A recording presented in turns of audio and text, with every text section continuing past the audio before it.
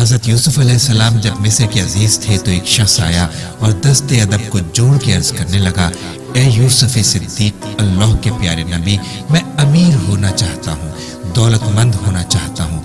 نہ اسباب ہے نہ مال ہے، غربت نے مجھے چاروں طرف سے گھیرے رکھا ہے، میری مدد فرمائیے۔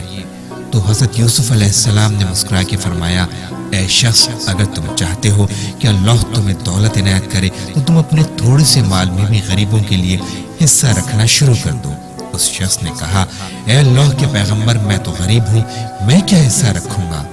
حضرت یوسف علیہ السلام نے کہا، اگر تمہارے پاس ایک روٹی دن میں بچتی ہے تو آدھی روٹی دے دو، ایک نوالا دے دو، چند کھجوریں بچتی ہیں تو ایک کھجور دے دو۔